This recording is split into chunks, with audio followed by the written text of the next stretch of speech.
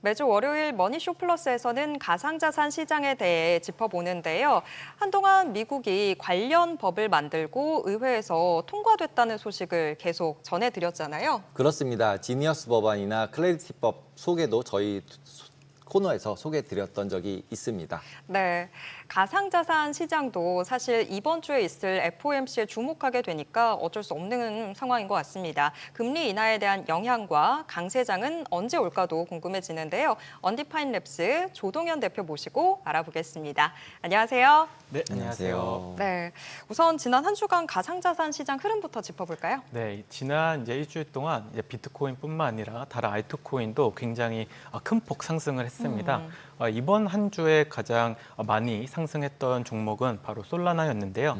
아무래도 이제 방송에서 자주 언급을 드렸었는데 이번 장 자체는 ETF와 그다음에 재무 전략 기업을 갖고 있는지가 굉장히 중요해졌습니다. 근데 솔라나 같은 경우는 아직 ETF가 출시됐지 않았지만 지금 재무 전략 기업들이 하나 둘씩 소개가 되고 있고 실제로 이제 갤럭시 디지털이라고 하는 장외 거래를 이제 주선해주는 즉 그 회사에서 계속적으로 솔라나를 시장에서 매입을 함으로써 솔라나가 한 주 동안 20% 상승하는 좀 기록을 좀 보이기도 했습니다. 그럼으로써 이제 알트코인에 대한 기대감도 이제 계속 올라가고 있고 현재 흐름 자체는 굉장히 좋다고 좀 판단할 수 있을 것 같습니다.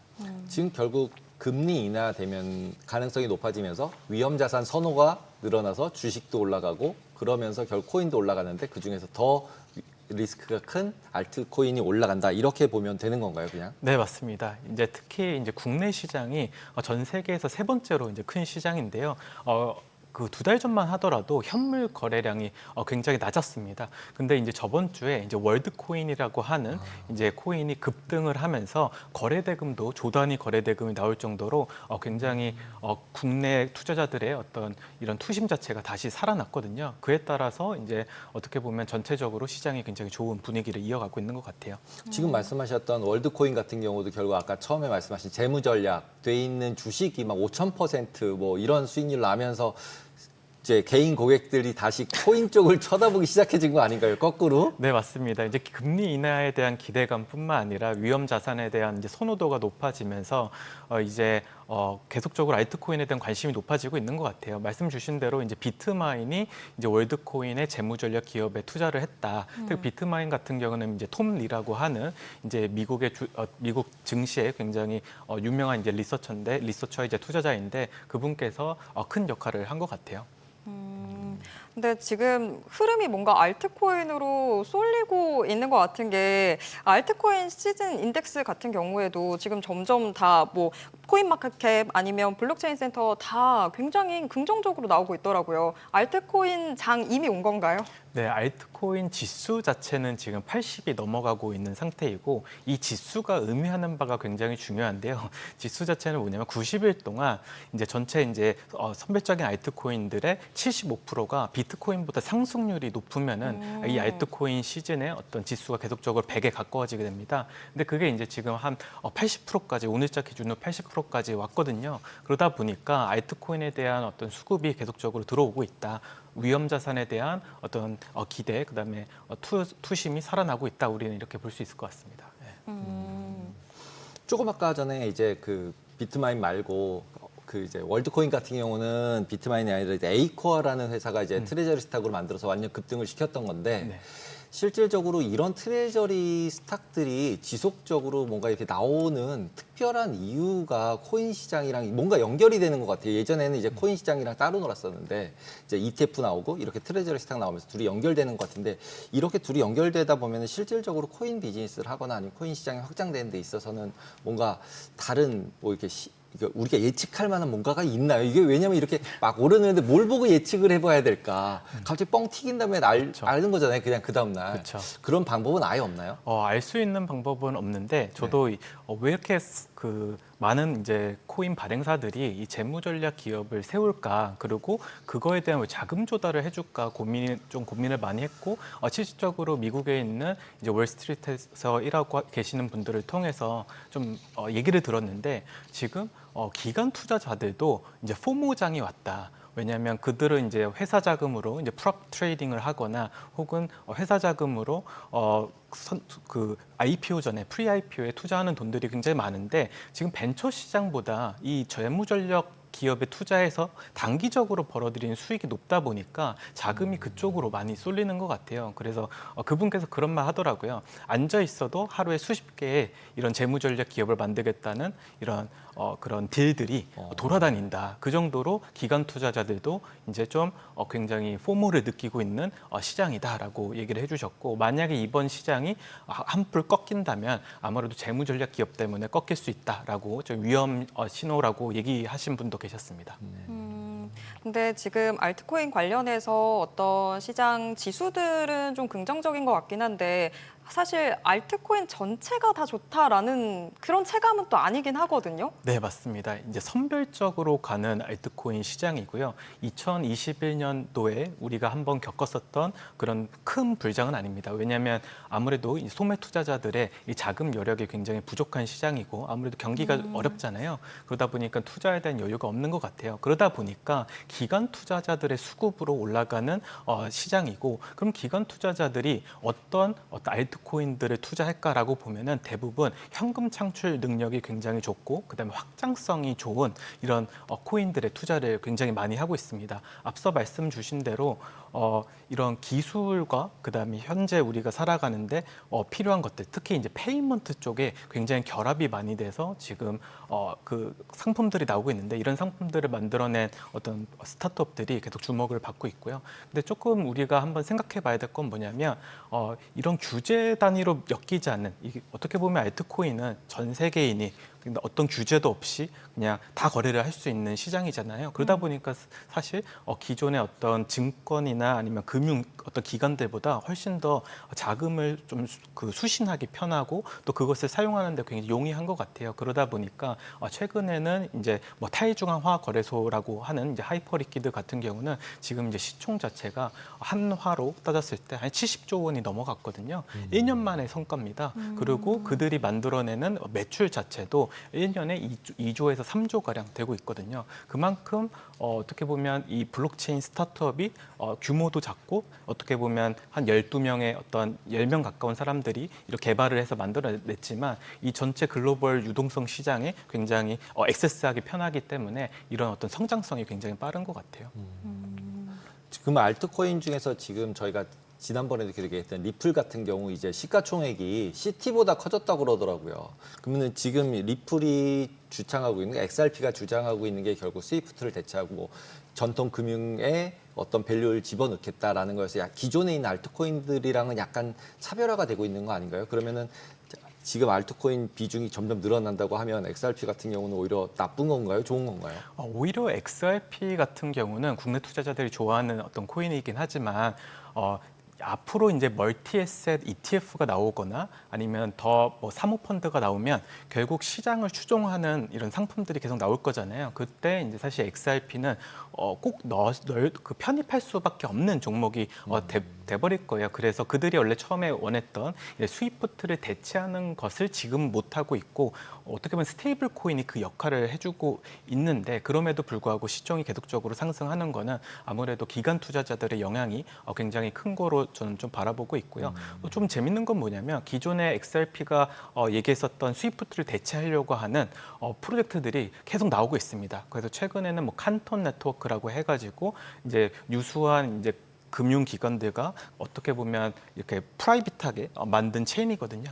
기존에 이제 이더리움이나 어떤 비트코인 같은 경우는 이제 퍼블릭 블록체인이라고 합니다. 누구나 그 체인을 관리할 수 있습니다. 근데 이제 이런 프라이빗 체인들은 기관 투자자들, 즉 몇몇의 기관 투자자들이 이제 운영을 주도적으로 하는 그런 체인인데, 최근에 이런 프라이빗 어떤 체인들이 많아지고 있고 어떻게 보면 이제 기존에 XRP가 하려고 했던 것들을 그들이 이제 어떻게 보면 후발주자로 좀 하고 있지 않나.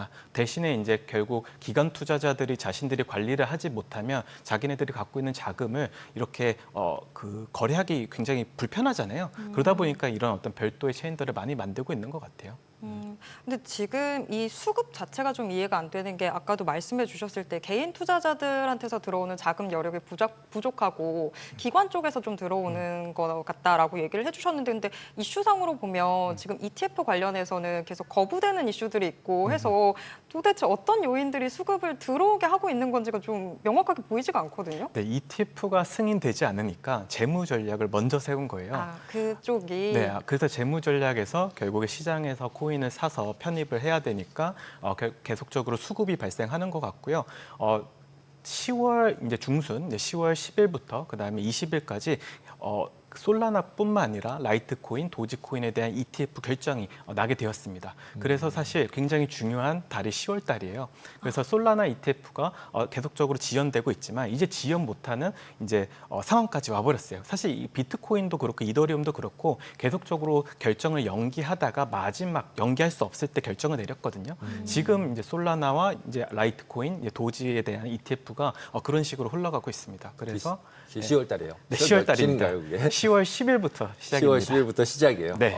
그때까지 그럼 미리 사든지 뭐 그러는 사람들이 충분히 있을 수 있겠네요. 네, 그래서 이제 아무래도 그 솔라나뿐만 아니라 ETF와 관련된 이런 코인들이 계속적으로 이제 수급이 발생하고 있는 것 같습니다.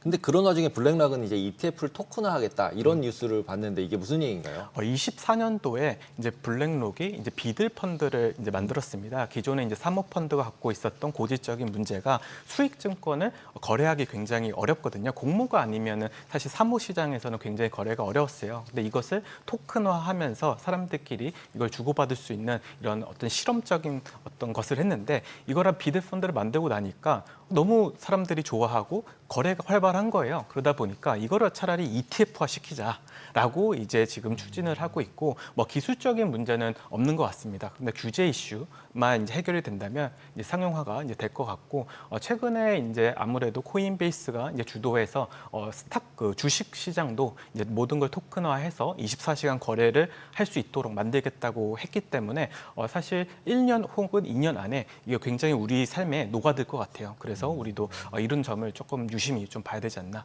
싶습니다. 지금 여러 가지 이야기들 종합을 해보면 일단은 그러면 알트코인 시장 자체에 대해서 시장의 신뢰도 높아지고 있는 상황이다. 그 국면이다라고 봐도 될까요? 네, 굉장히 높아지고 있는 국면이 맞고요. 그리고 사람들이 막연히 이런 그 크립토 시장 자체는 하나의 뭐 도박 시장이다라고 생각을 했으나 이제는 조금씩 규제 방안도 마련이 되고 또 기관 투자자들의 관심을 받다 보니까 위상 자체가 많이 올라온 것 같아요. 이게 사실 1년밖에 안 됐는데 이 정도 어떻게 보면 금융 시장의 하나의 자산으로 완전히 좀 자리 잡은 느낌이 많이 들고요. 또 우리가 좀 주목해야 될 건 뭐냐면 지금 이런 어떤 그 크립토 시장 때문에 기존 벤처 시장이 조금 어려워지고 있습니다. 25년도 8월까지 그 미국에서 이제 벤처 투자자들이 자금을 조달했던 이런 어떤 규모 자체가 5억 달러 정도 됐거든요. 근데 그 재무전략 기업은 11억 달러 정도 이제 모집을 했어요. 그만큼 사실 이런 벤처 시장과 이 재무전략 기업들의 자금 조달이 경쟁이 이제 심화되고 있고 오히려 재무전략 기업에 더 많은 사람들의 익스포저가 넓어지다 보니까 결국에는 이런 점점 벤처 시장으로 사람들이 생각을 해주는 것 같고 그에 따라서 위상은 굉장히 높아진 거죠. 네. 지금 저기 나오고 있는데 풀브레드스라고 나오는 저게 알트코인이 도미넌스가 어떻게 되는지 보여주는 건가요? 저게 뭔가요? 일단 풀브레드스 같은 경우는 네. 뭐냐면 이게 일정 기간 동안 알트코인, 그러니까 선별적인 알트코인들이 얼마나 많이 오르냐. 그래서 예를 들어서 뭐 한 10개의 알트코인들이 40%의 확률로 만약에 상승을 했다고 하면은 그다음에 한 달 안에 이게 상승할 수 있는 확률이 뭐 70%다. 뭐 이런 식의 어떤 계산을 해낸 하나의 이론이에요. 근데 지금 어떻게 보면 굉장히 좋은 시기죠. 네. 저희가 앞서서 주식시장 관련해서 계속 이야기를 할 때는 이번 주는 금리 결정이 뭐 미국도 있고 일본도 있고 영국도 있는 상황이다 보니까 그 이벤트가 좀 중요하다. 거기에 맞춰서 시장들 봐야 된다라고 했는데 가상자산 시장의 움직임은 어떻게 저희가 좀 보면 될까요? 일단 주말까지만 하더라도 좀 우려의 목소리가 좀 있었어요. 아무래도 정고점을 계속적으로 돌파하고 있고 알트코인들은 뭐 천장이 없는 것처럼 움직이기 때문에 사람들이 조금 두려워했었었는데 오늘 기준으로 보면은 이미 가격에 많이 반영을 하고 있고 그다음에 앞으로 더 갈 거다라고 하는 그냥 막연한 기대가 계속적으로 시장에 거래가 되고 있는 것 같아요. 그러다 보니까 좀 시총이 좀 낮은 알트코인들은 계속적으로 떨어지지 않고 견뎌주는 사실 입장이고요. 다른 것보다 선물 시장이 굉장히 흥미로운데 이런 롱 포지션이라고 하죠. 롱 포지션이 압도적으로 지금 많은 시장이에요. 그러다 보니까 이런 미체결 그 인트레스트, 그러니까 오픈 인트레스트가 하는 이 OI가 굉장히 많이 좀 올라가고 있는 상태고 사실 이럴 때 뭔가 이벤트가 하나 터지면은 한 20%씩 떨어지는 거거든요. 그래서 사람들은 이걸 알지만 그럼에도 불구하고 계속적으로 갈 거다라는 기대감 때문에 계속적으로 베팅하고 있는 것 같습니다. 네.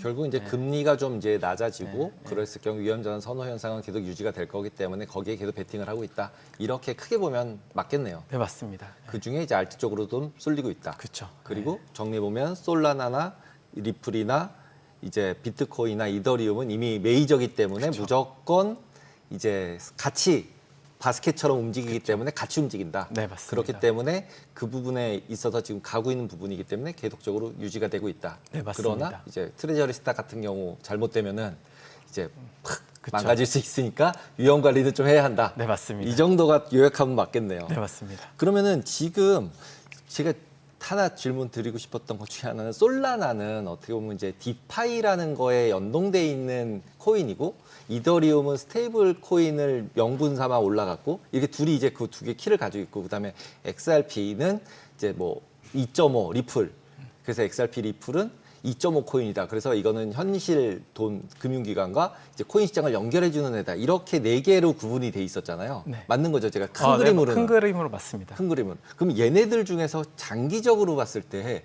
제일 잘 갈 만한 데가 어딘 거예요? 시장 사이즈로 봤을 때는? 시장 사이즈로 봤을 때는 오히려 이더리움이 굉장히 좀 아직 업사이드가 한참 남아 있다라고 많이들 얘기하고 있고요. 아무래도 이제 그 이더리움이 갖고 있는 기술 중에 스마트 계약이라는 게 있거든요. 결국 중개자 없이 거래를 일으켜주는 메커니즘으로 사실 금융 서비스를 할 수 있는 기술이기 때문에 사실 이더리움이 굉장히 업사이드가 큽니다. 다만 이제 솔라나 같은 경우는 오히려 이제 급등했었던 이유가 결국 밈코인 때문에 그랬거든요. 그래서 카지노로 많이들 비유하는데 카지노에서 베팅하려면 칩을 사야 되는데 그 칩이 솔라나다. 이렇게 표현할 정도로 소매 투자자들의 사실 관심, 그다음에 위험 자산에 대한 높은 관심이 이어질 때 이 솔라나가 가격이 잘 오르는 경향이 있죠. 네. 결국엔 이더리움 좀 잘 기억해 놔야 될 것 같은데요. 네, 오늘 말씀 여기까지 듣겠습니다. 고맙습니다. 네, 감사합니다.